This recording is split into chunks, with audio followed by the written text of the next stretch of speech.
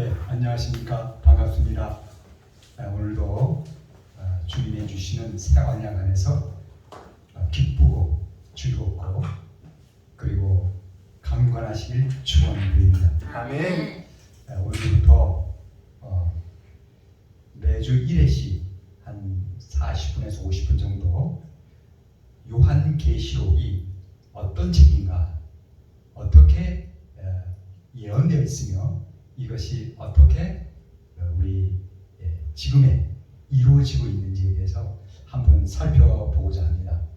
그래서 요한계시록을 전체를 다 말씀드리자면 너무나 해석돼야 할 분야가 많고 또 일반 사람들이 그 해석을 듣는다 해도 이해하기가 너무 어려워서 요점식으로 한번 설명을 해볼까 합니다. 요한계시록은 성경 제일 마지막 책이죠. 그 의미가 뭡니까? 성경의 마지막 책이라는 의미는 하나님은 어떤 분이신가 먼저 우리가 살펴볼 필요가 있어요. 하나님을 한마디로 말하면 알파와 오메가가 하십니다. 그래서 알파와 오메가라는 말을 계시록에만 3번 나와요. 다른 성경책에는 나오지 않습니다.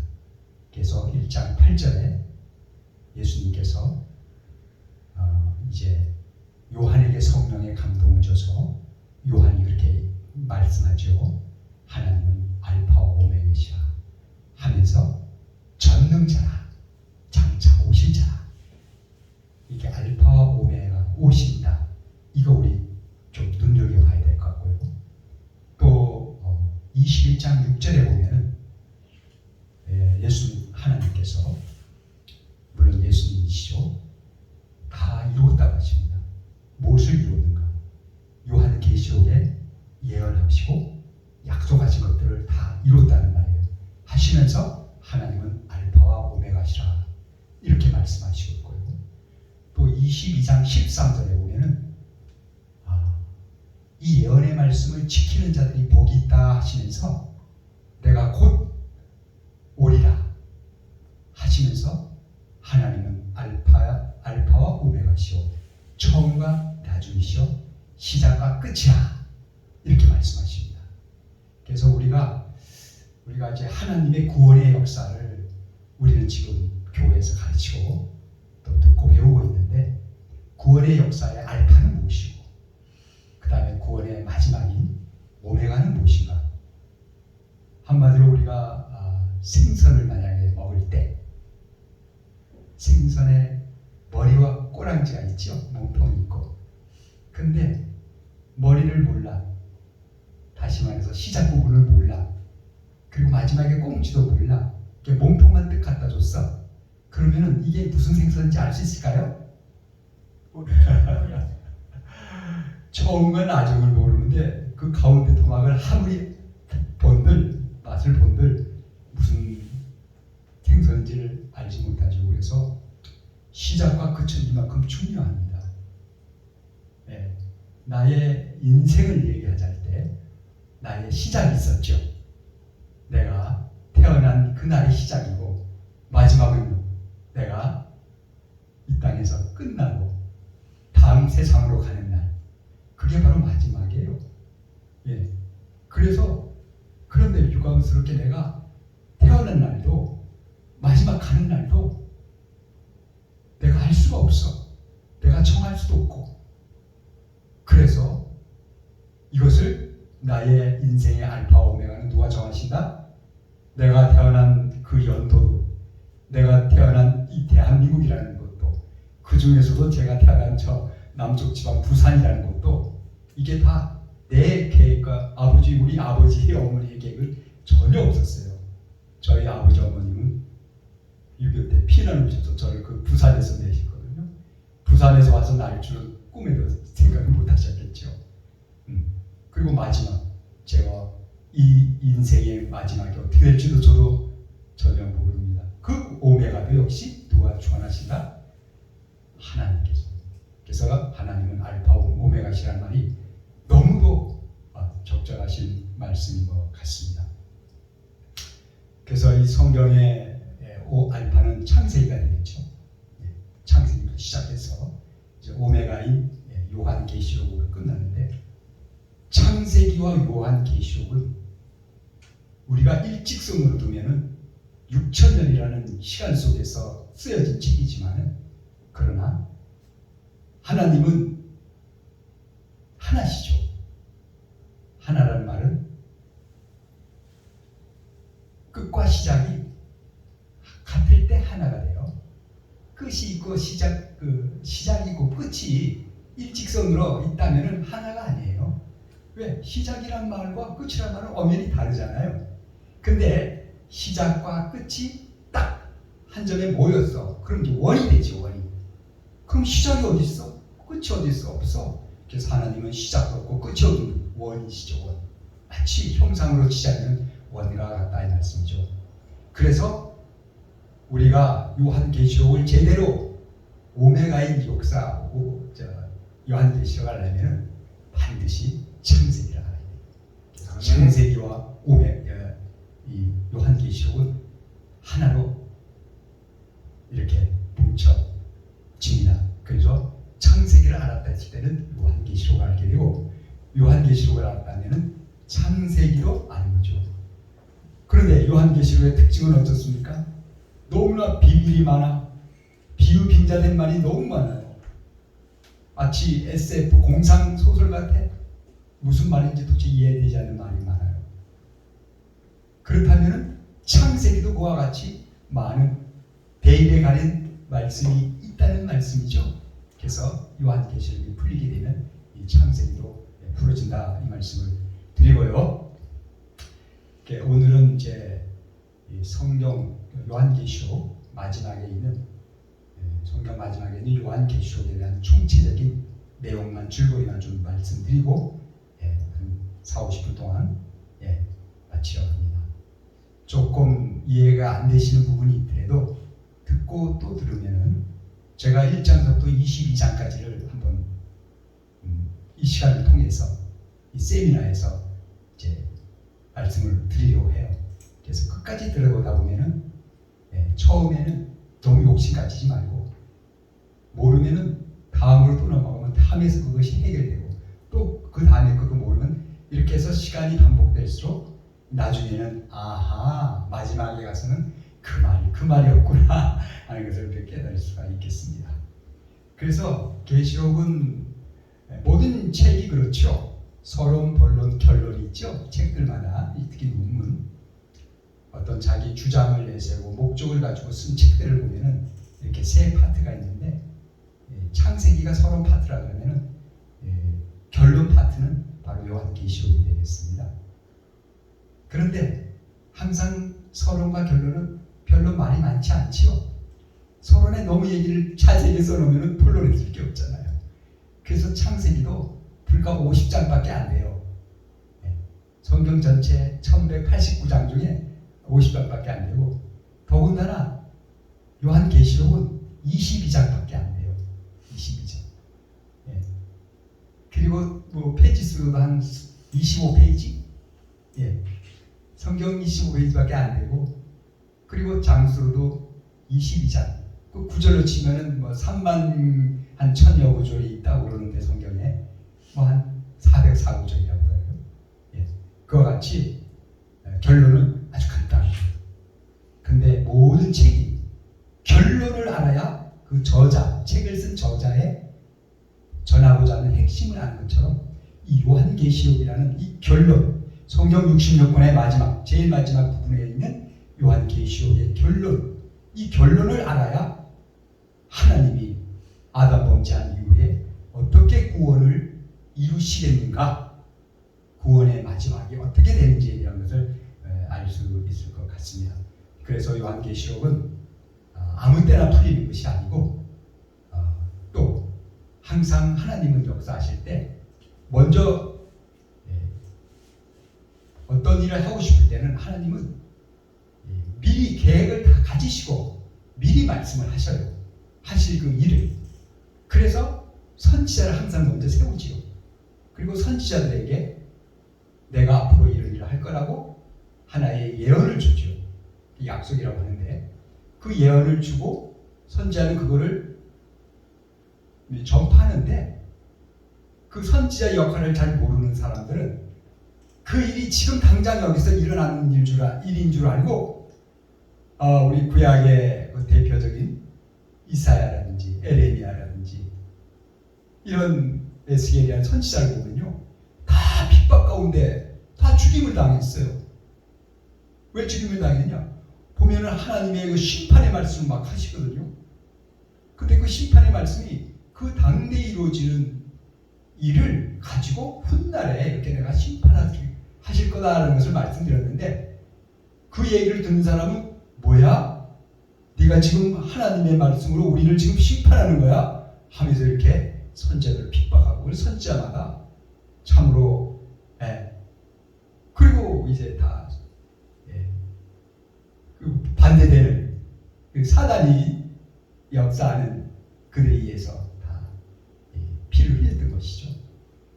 근데 알고 보니까 이사야에게 예언했던 그 예언은 이사야 예언한 지부터 700년 후에 비로소 그 말씀이 다 이루어져 나가고 있었고, 에레미야에게도 600년 전에 한 예언이 결국 600년이 지난 후 예수님이 오셔서 하나하나씩을 다 이루어갔던 것. 에스겔도 마찬가지고.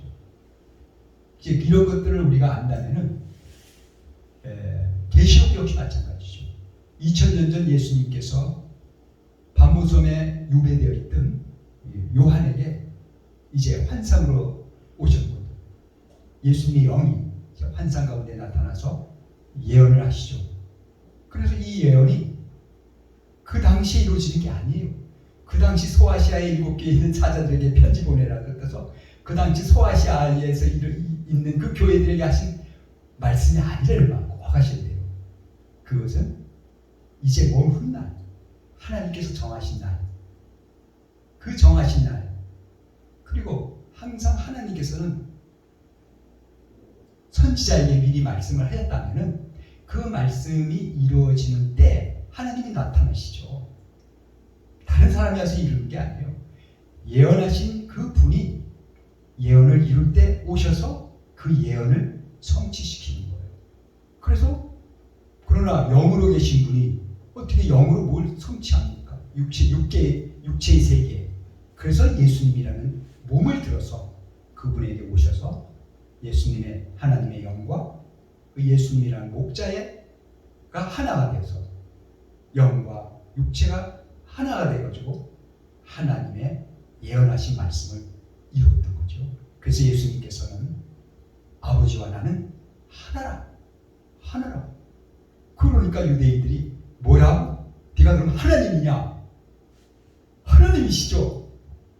예수님은 몸은 예수님이지만은 사람으로 보이지만은 그 안에 역사하는 영은 하나님이 오셔서 하나님이 예언하신 말씀을 다 이뤘다는 거예요.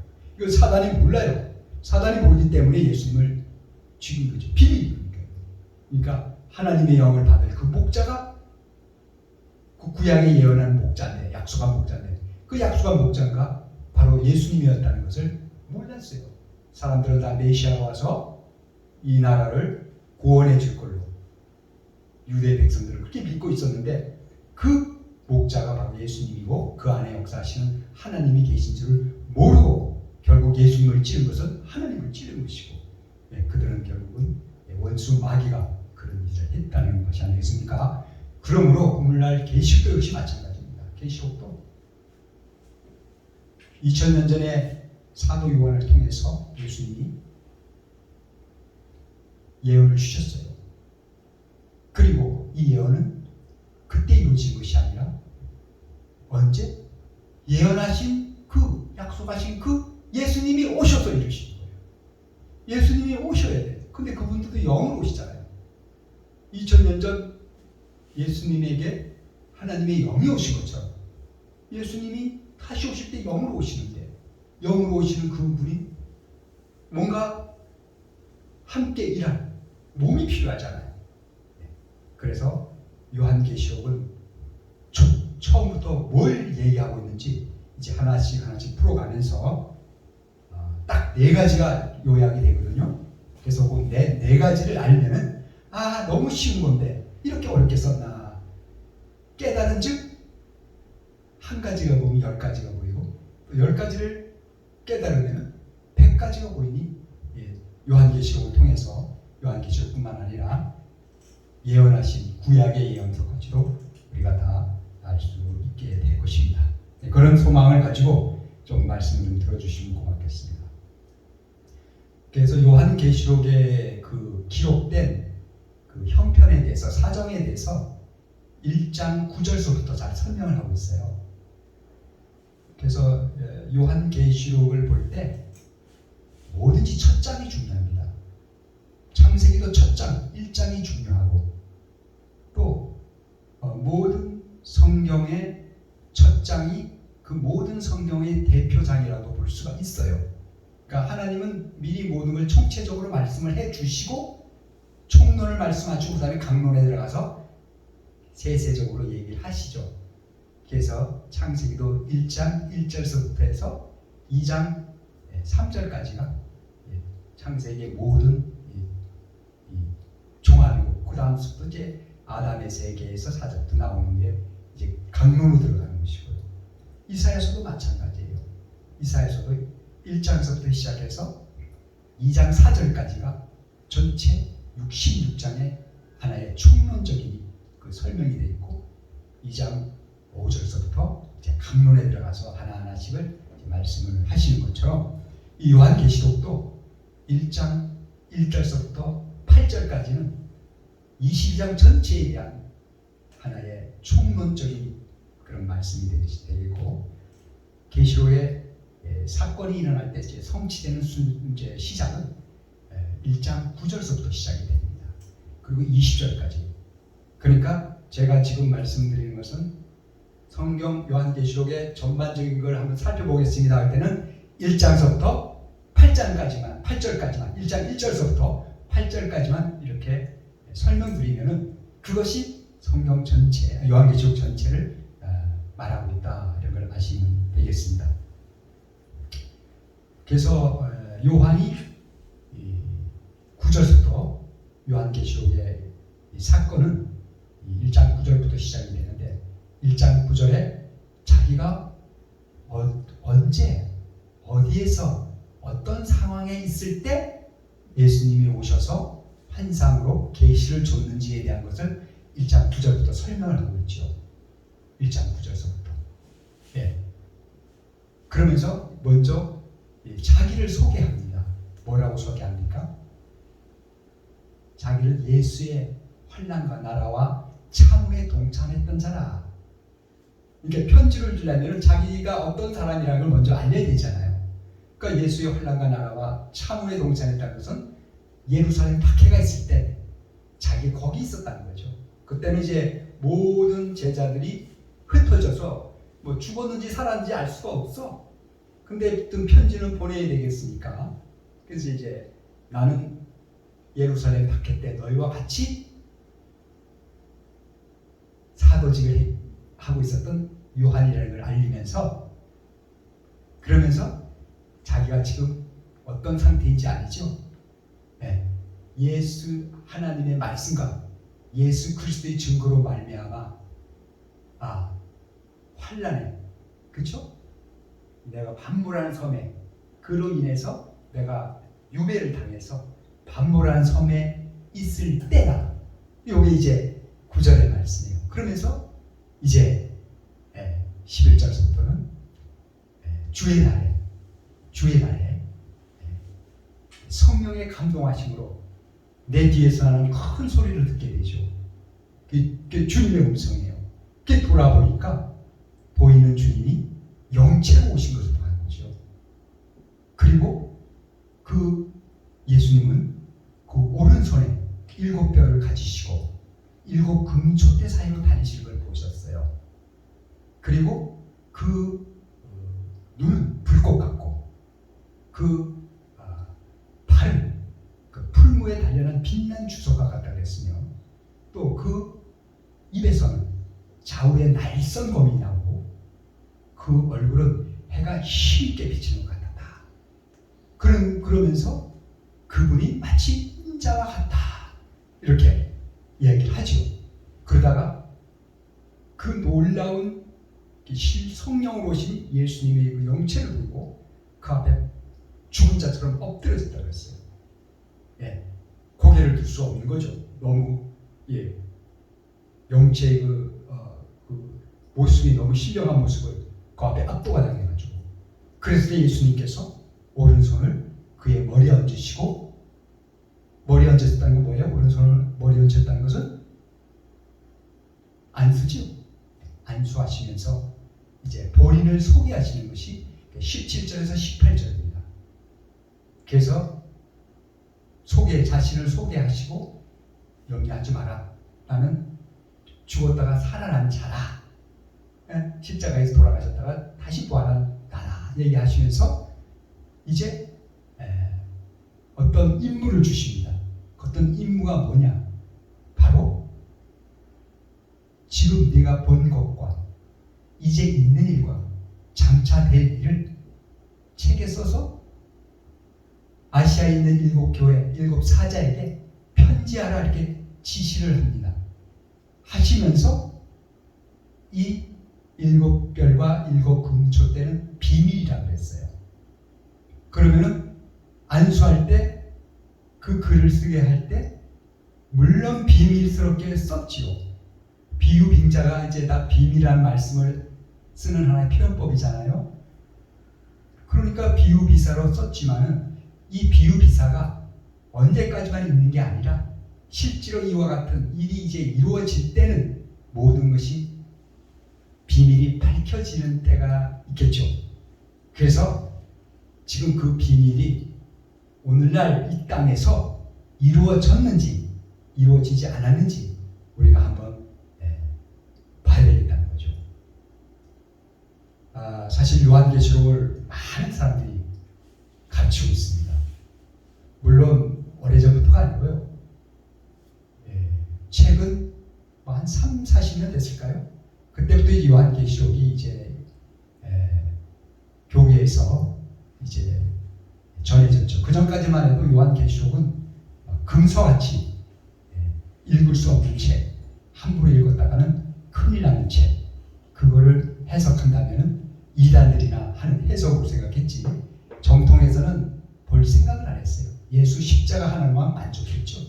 그런 신앙을 해오다가 어쨌든 3, 40년 전부터 요한계시록이 읽히기 시작을 했고, 요한계시록 강해가 교회마다 이제 안 하면은 안 되겠다 해서 목사님들도 너도 나도 주석을 보내서 나름 요한계시록의 강의를 해왔던 게 사실입니다. 그런데 말이죠, 이 요한계시록은 일반 성경하고 달라요. 66권 중에 없는 메시지가 하늘로부터 있어요. 아십니까? 그게 바로 제일 마지막에 22장 18절 19절입니다. 하나님께서 요한에게 모든 것을 다 보여주시고 그리고 이제 목마른 자들까지 다 와서 내 말을 들으라 말씀하시고는 하신 말씀이 이 책에 기록된 예언의 말씀을 한 자라도 더하거나 만약에 더한다면은 이 책에 기록된 말씀의 재앙을 너에게 더할 것이요, 한 자라도 여기서 감한다면 뺀다면은 너희가 생명나무가 있는 거룩한 사업에 참여하는 것을 제해버린다. 이런 경고문이 있어요. 여러분, 그 경고문을 어떻게 생각하세요? 저는 군에 좀 오래 있었거든요. 그래서 특히 군에는 보안이라는 이런 시설들이 많이 있죠. 그래서 어떤 시설에는 철책으로 몇 겹을 두르고 이 시설 안에는 경고하면서 출입하는 자에게는 사살까지 한다는 이런 경고문이 있어요. 그렇게 보안이 아주 엄수되는 그런 곳에 이 경고문이 있지요. 그러면은 그 시설에 들어가려면은 그 비밀에 대한 모든 것들을 어떻게 해야 됩니까? 전부 인가를 받아야 돼.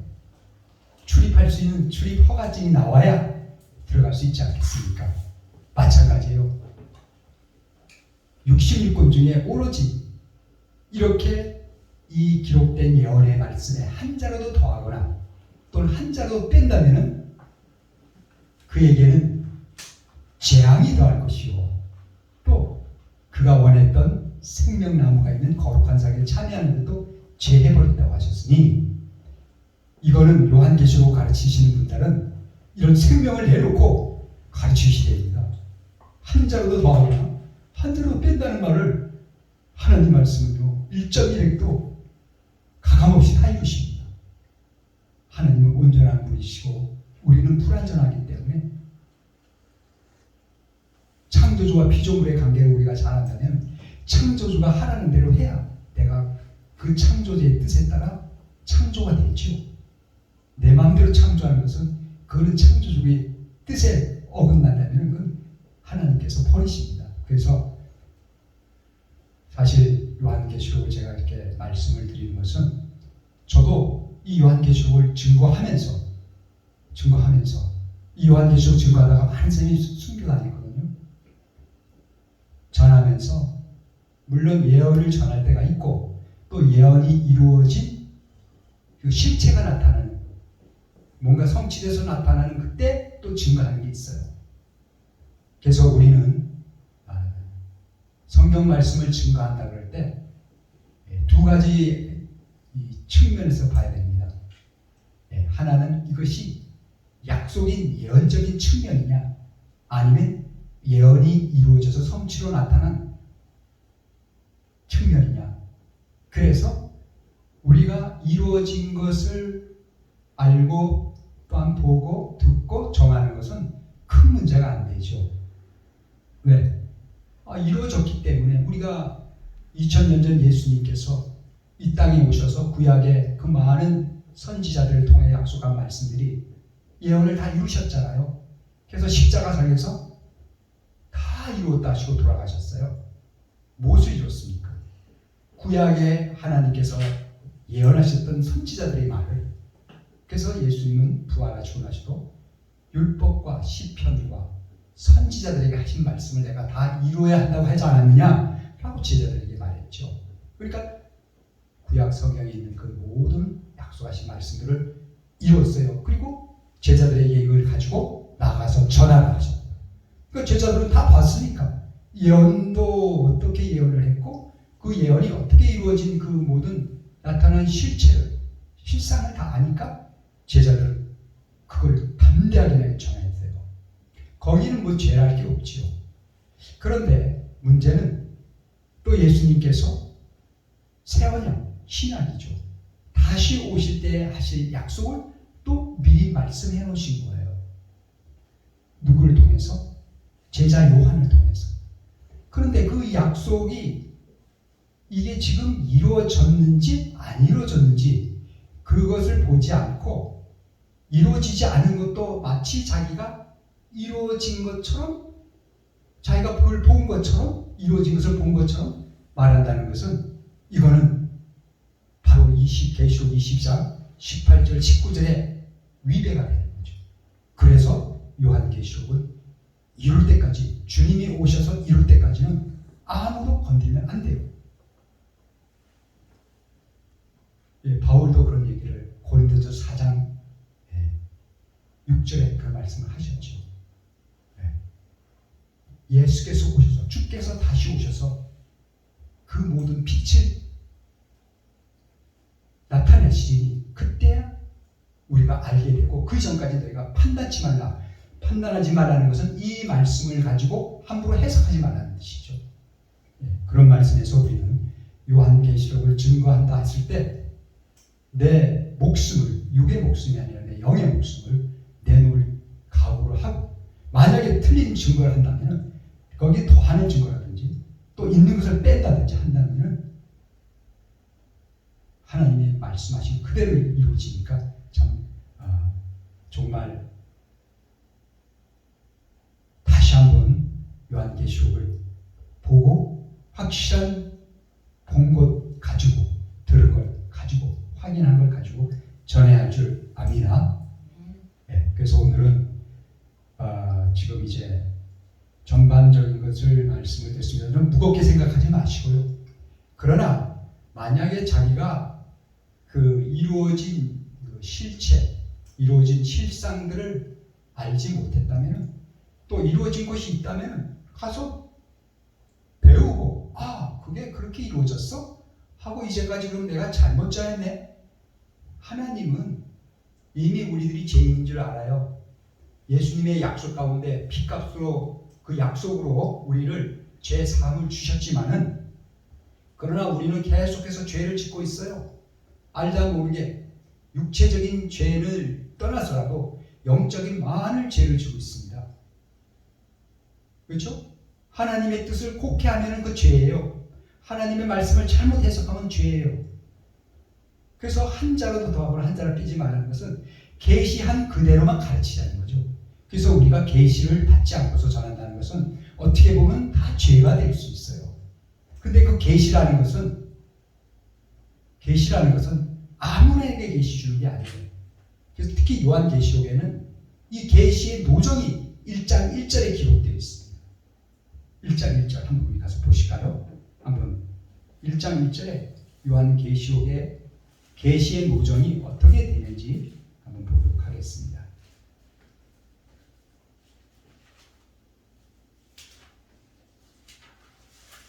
자, 다 같이 찬송 읽어보겠습니다.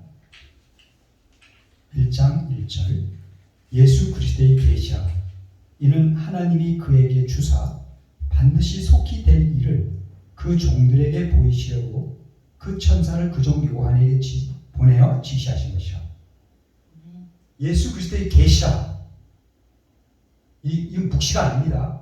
이 계시라고 할 때는 하나님은 모든 일을 할 때 이미 이 말을 했은즉 이뤘다는 거예요. 그래서 이제 이 말씀이 지금 다 이렇게 봉해서 묵시가 되어 있지만은 하나님은 묵시라 안 그랬어요. 요한계시록을 묵시로 보는 사람은 하나님의 뜻하고 일단 뭔가 핀트가 안 맞는 겁니다. 하나님께서는 뭔가 계시하시겠다는 거예요. 그래서 누구를 통해서? 예수 그리스도를 통해서. 그래서 앞으로 이런 계시가 있을 거다 하는 것을 우리는 그렇게 받아들여야지. 묵시는 것은 봉했다는 말이고 아직까지 열려지지 않고 잠잠할 묵. 그렇죠? 잠잠하게 보이니까 숨어 있는 거죠. 그래서 보면은 처음에 시작이 하나님이 그에게 주사, 그라는 것은 예수, 그 앞에 예수 그리스도의 계시라니까 예수님에게 주었어요. 주시고 반드시 속히 될 일이 뭔가요? 반드시 된대요. 무슨 일이? 속히 된대요.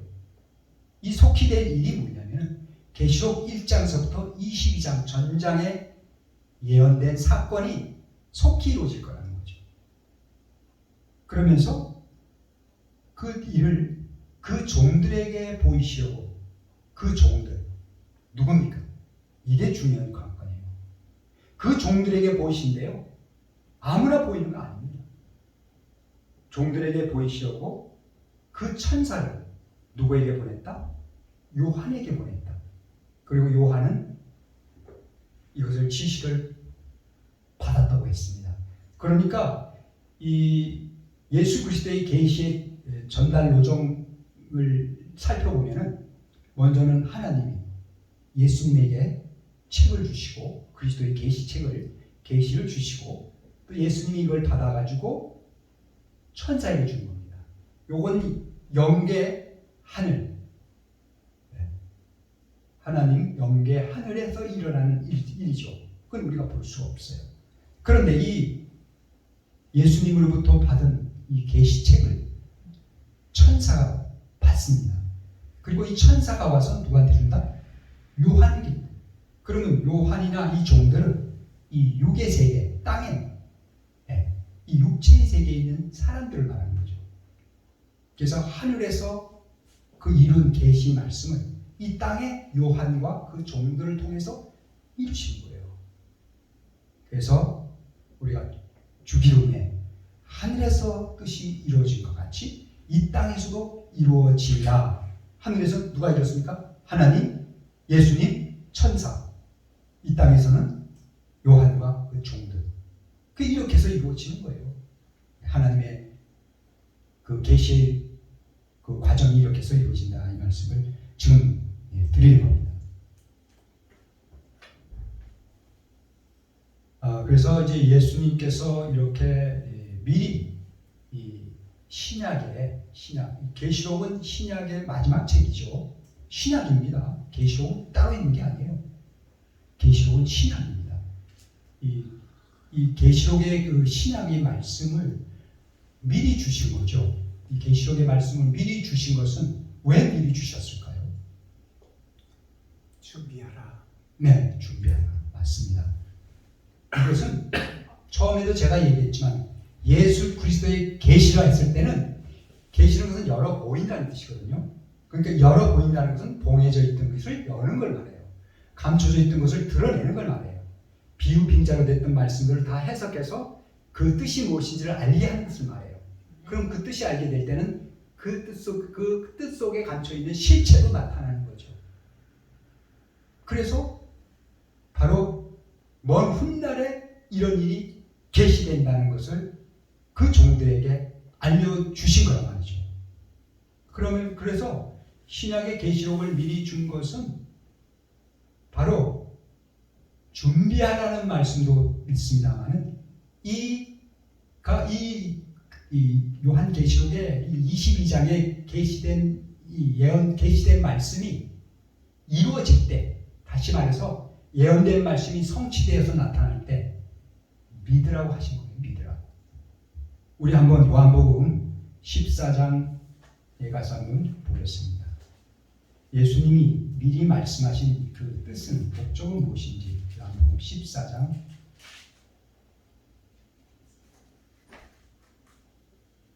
29절에 가서 한번 읽도록 해보겠습니다. 29절을 이제 일이 이루기 전에 너희에게 말한 것은 일이 이룰 때에 너희로 믿게 하려 함이라. 이제 일이 이루기 전에 너희에게 말한 것. 그러니까 일을 하나님은 요한계시록을 이루고 싶어, 계시하고 싶어, 이루어서 계시해서 종들에게 주고 싶어. 그런데 이렇게 미리 이루기 전에 말한 것은 일이 이룰 때, 그 일이 이제 예언이 됐으니까 언젠가 또 성취되죠. 반드시 하나님은 약속하신 말씀을 이루시니까. 그래서 일이 이룰 때 어떻게 하라고? 믿게 하라고. 그러니까 일이 이루어질 때 바로 믿으라고 준 거예요. 그러니까 요한계시록은 약속의 글을 믿어야 하는 것도 물론 맞지만은 결국은 이 예언의 말씀이 이루어질 때 그때 너희가 믿느냐 안 믿느냐, 이게 중요한 것이죠. 그런데 예수님은 상당히 좀 기대에 어긋나시는 말씀, 우리한테 기대에 어긋나는 말씀을 하셨어요. 과연 일이 이룰 때 믿게 하려고 이 요한계시록을 주셨는데 일이 이루어질 때 믿는 사람이 얼마나 있겠느냐. 일이 이루어져서 이제 나타났어. 그래서 계시가 됐어. 계시록 1장 1절의 첫마디처럼 예수 그리스도의 계시라, 계시가 나타났어. 그때 이 계시를 믿어야 하는데, 이루어진 것을 믿어야 되는데, 누가복음 18장 8절에 뭐라 그랬습니까? 인자가 세상에 다시 올 때 믿음을 보겠느냐? 믿는 자가 없다는 거예요. 인자가 다시 올 때 믿어야 할 것은 뭐예요? 예수님이 미리 말씀하신 그 예언이 오실 때 이루어진 것을, 그걸 보고 믿어야 되는데, 마치 2000년 전에 예수님께서 유대 땅에 오셨을 때 예수님은 그 율법과 선지자들의 글을 이루시려고 3년 동안 애써서 다 이루셨어. 그럼 믿으라고 그랬어. 근데 믿었어요? 믿은 것은 갈릴리 어부 제자 12 그 아에 소수의 믿음을 보겠느냐는 말씀이 2000년 전에도 그와 같은 상황이 있었고, 또 다시 예수님이 요한계시록에 이 말씀을 이루어서 계시해 주실 때 또 한같이 믿는 이가 없다는 거예요. 우리가 이거를 알 때 과연 나는 어느 편인가 생각을 좀 해보셔야 할 것 같습니다. 내가 좀 더 어떻게 보면 좀 무거운 말씀을 여러분한테 첫 시간에 이렇게 드렸는데, 생각하지 마시고요. 하나님은 모든 사람이 많이 진리를 알고 또 그 진리로 구원받기를 원하신대요. 그리고 너희가 이사야 1장에는 너희 죄악이 진홍같이 붉을지라도 양털같이 희게 될 것이고, 그렇죠? 너희가 나와 변론한다면 그 모든 죄를 다 씻어주겠노라. 하나님은 회개하시는 분에게는 반드시 이와 같은 은혜를 베풀어 주신다는 걸 알면 좋겠습니다. 그래서 오늘 요한계시록에는 큰 것만 좀 말씀을 드릴게요. 요한계시록에는 3가지 재앙이 있고 3가지 비밀이 있어요. 이 재앙과 비밀을 우리가 알아야 요한계시록이 계시될 때 비로소 그 재앙에서 피할 수가 있고 또 그 비밀을 알므로써 또 복을 받습니다. 1장 1절에 1장 3절에 이 예언의 말씀을 읽는 자와 듣는 자들과 그 가운데 기록한 것을 지키는 자들이 복이 있다 그랬거든요. 그러면은 결국은 이 계시를 했을 때 읽는 자가 있을 것이고 또 듣는 자들도 있을 것이고 또 그것을 지키는 자들이 있다는 거죠. 그런데 지킨 자들이 결국은 복을 받는답니다. 그러면 우리가 요한계시록에서 이 지켜야 할 것들이 뭔가요? 지켜야 할 것은 예언을 이루신, 성취하신 그 실체를 보고 믿는 것이고 지키는 거예요. 그래서 예수님은 초림에 유대인 중에 누가 이런 얘기를 했죠. 어떻게 해야 하나님의 일을 할 수 있습니까? 하나님의 일을 도대체 어떻게 하면 하나님의 일을 할 수 있다고 하는 것입니까? 물었을 때 뭐라고 해요? 계명을 지켜라. 쉽게 얘기해요. 하나님 말씀을 잘 들어라. 그리고 하나님을 잘 믿어라. 그리고 하나님 앞에 봉사해라. 서로 사랑해라. 그런 얘기 안 하셨어요. 하나님의 일을, 보내신 일을 믿는 게 하나님의 일이에요. 믿는 거예요. 그러니까 예수님을 믿는 게 하나님의 일이에요. 일이라고 해서 우리는 내가 내 몸을 들여가지고 어떠한 뭔가를 이루어드려야 하나님께서 기뻐하시는 줄 아는데, 하나님이 보내신 자가 나타났을 때는 하나님이 보내신 자를 만나서 맞구나 하고 인정하면은 그것이 바로 믿는 일이에요. 그것이 하나님의 일이에요. 하나님은 아들을 보내셔서 너희가 아들만 믿으면은 너희가 모든 죄에서 내가 다 사해주겠다.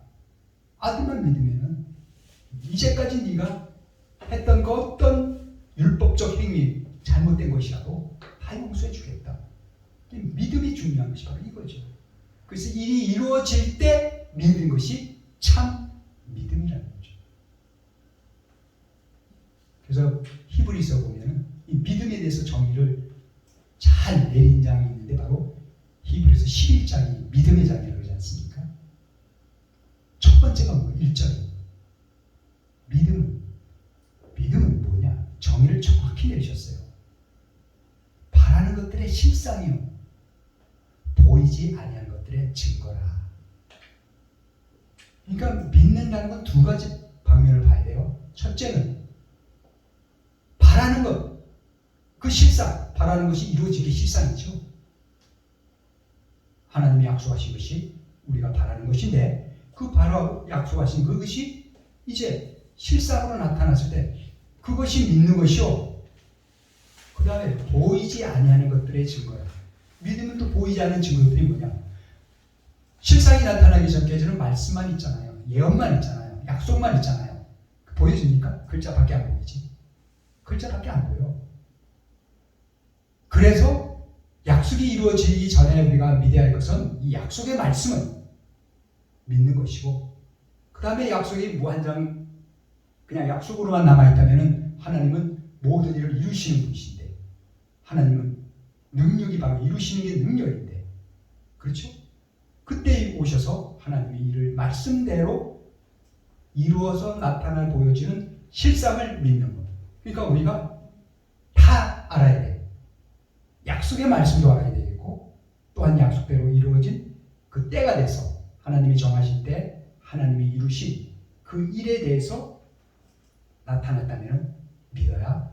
그래서 믿음 위에 믿음이라고 바울은 이렇게까지 얘기했습니다. 첫 번째 믿음은 약속의 예언의 믿음이요, 두 번째는 약속대로 이루어진 성취된 실상을 보고 믿는 믿음. 그래서 아무리 약속을 내가 받았다 할지라도 이 약속을 주신 분이 걷어갈 수도 있어요. 어떻게? 이 약속이 이루어졌는데 안 믿어. 마치 2000년 전 예수님 오셨을 때 하나님은 예수님을 통해서 약속을 다 이루시고 믿으라 그랬어. 근데 유대인들은 끝끝내 안 믿어. 네가 하나님이야? 네가 네 마음대로 해석하느냐? 네 마음대로 율법을 어기고 안식일날 병자 고치고 너는 한마디로 사단이 하는 짓이나 한다. 그 돌로 던지라고 했던 거 아니겠습니까? 죽이려고. 바로 약속의 민족에게 하나님이 약속대로 오셨는데 약속의 민족이 약속을 이룬 것을 못 믿어. 그럼 어떻게 해요? 그냥 더 이상 이제는 믿는 약속을 걷어가신 거야. 걷어가시고 누구한테 줬어요? 그 중에 겨우 남은 자는 거죠. 12제자들. 예, 그들에게 약속이 너희들에게 이루어졌다. 그러니까 너희들이 이제 진짜 보니까 너희들이 진짜 약속을 받은 사람이야. 저들은 알고 보니까 약속은 받은 것 같은데 실제로 뚜껑을 열어보니까 아이고 믿지 않는 거 보니까 저 약속 받은 사람들이 아니었어. 이렇게 되는 거예요. 결과를 보고 시작을 보는 거죠. 하나님. 그래서 열매를 보고 뭘 한다? 나무를 알고. 열매를 보고 그 나무의 씨를 아는 거죠. 그래서 모든 일은 결과가 나타나는 것을 가지고 다시 말해서 시작을. 이 사람이 정말 하나님이 실존한 사람이냐, 마귀에 실존한 사람이냐, 그건 누구도 알 수가 없어요. 이걸 두고 이제 하나님은 곡간으로 들어가시는 그 하나님의 실존한 자가 있는가 하면은 밭에서 불사름을 당하는 가라지를 실존한 자고 있다. 그건 끝날에 가서 이렇게 이런 일이 이루어진다는 것을 이렇게 말씀하고 계신 것입니다. 그래서 이제 세 가지 비밀을 말씀을 간단하게 드리면요. 먼저 재앙을 말씀을 드리면은 계시록에는 세 가지 재앙이 있다고 그랬죠. 먼저 이 재앙을 우리가 받아서는 안 되겠죠. 재앙을 피하려면 재앙이 무엇인지 알아야죠. 알아야 되는 장을 한다고. 그럼 이 세 가지 재앙이 어디에 나와 있느냐면은 계시록 6장에 먼저 인의 재앙이 있습니다. 인을 떼시면서 하나님께서 심판하세요. 하나님의 백성을. 그래서 이것을 두고 인의 재앙이다. 그래서 6장에 6개의 인이 떼어지고 해달별이 떨어지고 뭐 이런 말씀 있잖아요. 하늘이 검어지고 별들이 땅에 떨어지고 이런 뭔가 전부 이렇게 선민들이 어떤 타락하신 이런 것들, 이게 다 심판받는 거예요. 심판을 받으니까 그렇게 된 거죠. 그때까지는 자기는 선민인 줄 알고 있었는데 심판 때 속아보니까 선민이 아니었어. 그 심판이 있고요. 이렇게 7인의 이제 재앙이 있고요. 그 다음에 인을 떼고 나서 이제 6장과 8장에 이제 6장에 6개, 8장에 하나. 그 다음에 이제 인을 7째 인을 떼면서 7나팔이 나와요. 이것도 재앙입니다. 예. 그 심판을 당한 그 백성이 죄가 뭐였다는 것을 나팔 분다고 그러잖아요. 알리는 거예요. 너희가 심판을 받았어. 이런 것 때문에. 그래서 7나팔도 역시 재앙입니다. 이거는 구원이 아니라 구원받아야 할 사람이 재앙을 받은 거죠. 그게 이제 7나팔이 8장과 9장과 마지막 일곱째 나팔이 있는데 이게 11장에도 불려져요. 그런데 이거 일곱째 나팔은 이 재앙의 나팔이 아니에요. 물론 그 타락한 선민에 대해서는 재앙이겠지만은 바로 일곱째 나팔은 모든 이들을 구원시키는 구원의 나팔이다. 일곱째 나팔. 이것이 이제 불려지죠. 이게 또한 비밀입니다. 그리고 이제 세 가지 이제 그 다음에 이제 16장에 대접의 제한이 있어요. 대접. 그래서 첫 번째는 일곱인의 재앙, 그 다음에 일곱 나팔에 일곱 개의 나팔, 일곱째가 아니고요. 일곱 나팔의 재앙이 있고, 그 다음에 일곱 대접의 재앙이 있다. 그게 재앙이 있구나 하고, 그 다음에 세 가지 비밀이라는 것은 계시록 1장 20절에 일곱 별과 일곱 금초대, 일곱 별은 일곱 교회의 사자요, 일곱 금초대는 교회니라 하시면서 일곱 금초대와 일곱 별과 일곱 금초대의 비밀이다. 이게 첫 번째 비밀이고요. 두 번째 비밀이라는 것은 이제 계시록 17장 5절하고 7절에 보면은 음녀와 그의 탄바 일곱 마리 열불 짐승의 비밀이 있어요. 그 다음에 세 번째 비밀은 계시록 10장 7절에 일곱 나팔, 일곱 번째 나팔의 비밀. 이 비밀을 뭐 하시겠다? 계시해 주시겠다. 지금은 너희들이 알지 못하게 뭐 일곱인이다, 일곱 나팔이다, 일곱 대접이다 얘기를 했고, 또 뭐 일곱 별과 일곱 금축대의 비밀이다. 그 다음에 일곱 머리 열불 짐승의 비밀이다. 일곱째 나팔의 비밀이다 얘기했지만 이건 다 비유빙자된 게 아니겠습니까? 누구도 몰라. 모르는 게 당연하죠. 하나님이 이걸 비밀이라고 했는데 하나님이 비밀을 하나님이 계시해 주지 않으면 누가 알겠습니까? 그래서 이 비밀에 대한 또 재앙에 대한 그 계시가 바로 1장 1절에 이런 노정으로 너희들에게 알려질 거라고 미리 말씀해주고 요 미리 말씀하신 그대로 절차를 따라서 지금 이 땅에 그 요한이 그 비밀을 알고 재앙을 대한 아는 요한이 과연 누구인지, 그리고 요한을 따라서 알게 된 그 또 종들은 누구인지, 이게 우리들의 초미 관심사죠. 그래서 제가 처음에도 얘기했지만 요한 계시록을 읽으면 네 가지만 알면 돼요. 많은 404절의 이 말씀이 있지만 깨달고 보면은 너무 이렇게 쉬운 것을 몰랐을 때는 한량없이 어렵기만 한 것이 또한 요한계시록이 되겠습니다. 그리고 이 요한계시록은 어떤 사건에 대해서 앞으로 일어날 일에 대해서 미리 말씀하신 거잖아요. 여러분, 사건이라고 했을 때는 어떻게 증거되는 게 사건입니까? 사건의 증거는 그 증거를 할 수 있는 논리가 있어요. 그래서 가장 쉽게 이해하자면 그 사건을 매일매일 보도하는 신문이 있죠. 방송도 있고. 그러면 신문에 기사 쓰는 원칙이 있잖아요. 육하 원칙이라는. 그래서 우리가 현장을 가보지 않더라도 신문에 난 기사만 가지고도 인정을 해요. 왜? 육하 원칙으로 딱 정확하게 논리적으로 다 설명할 거 다 설명했으니까 보지 않고도, 현장에 가지 않고도 다 알 수 있다는 거죠.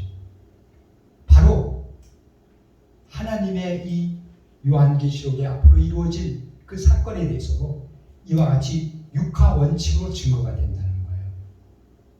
증거. 그러면 육하 원칙의 제일 처음에 뭐죠? 첫 번째가 언제? 어디서? 누가? 무엇을? 어떻게? 왜 했느냐? 이게 바로 성경 요한계시록에 예언이 성취될 때 나타난 사건을 증거하는 증거예요.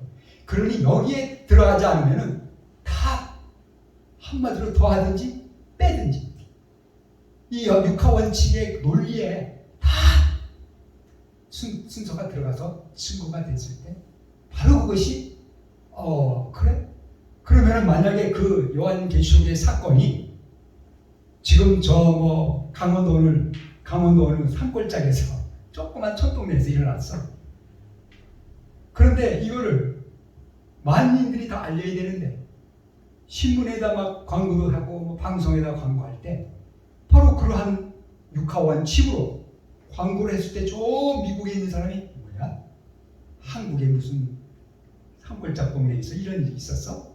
보니까 신문 기사를 보니까 그 육하 원칙으로 정확히 맞네. 한번 가볼까? 이런 마음이 들 거 아니겠습니까? 그래서 하나님께서는 만물에도 하나님의 그 신성하심을 보이셨다고 했어요. 그러니까 우리가 하늘과 땅이 물론 제 가운데 가려져서 끊어져 있습니다. 지금. 그래서 하늘과 땅이 소통이 될 수가 없어요. 제 가운데 있는 하나님이 아담이 범죄함으로 하나님은 죄와 함께 있을 수 없어서 아담에게서 떠나셨잖아요. 그리고 죄가 이제 해결돼야 하나님께서 다시 오시는 거예요. 마찬가지입니다. 그래서 이제 하늘과 땅이 이제 끊겨진 상태에서는 우리가 참으로 죄를 짓고 싶지 않아도 숨 쉬는 거 오히려 다 죄예요. 그런데 분명한 것은 약속을 가진 사람은 내 약속이 이루어질 때 그 약속이 이루어진 것을 믿음으로 내 약속에 하나님께서 나한테 약속하시고 나한테 이루어졌구나. 이것이 진짜 신앙이고 이것이 바로 믿음이고 이걸로 말미암아 구원받아서 천국 가서 영생을 하게 되는 것입니다. 아멘. 지금 다 된 것 같습니다. 그래서 오늘은 더 얘기 육하 원칙으로 앞으로 계시록 1장서부터 해서 22장까지 한번 증거를 해 보이겠습니다. 다시 얘기하지만은 말씀 중에 혹시 어려운 해석이 될 수가 있어요. 왜냐하면 요한계시록을 알자 하면은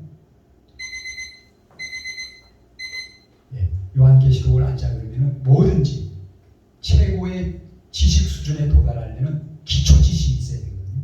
이 기초 지식이 없이 예를 들면은 학교를 다닐 때 초등학교 다니지 않고 중학교 갈 수 없고 중학교 고등학교를 같이 다니지 않고 그 지식을 쌓지 않고 대학에 갈 수 없는 것처럼 이 요한계시록도 마찬가지입니다. 요한계시록도 성경 특히 요한계시록은 예언서이기 때문에 이 예언서에 대한 기초가 되어 있고 그 다음에 이렇게 지식이 그 차원을 있을 때 요한계시록을 읽어야 된다는 것 말씀을 드리고요. 다음 시간에 계시록 이제 남은 장을 하나하나씩 살펴보도록 하겠습니다. 여러분 감사합니다.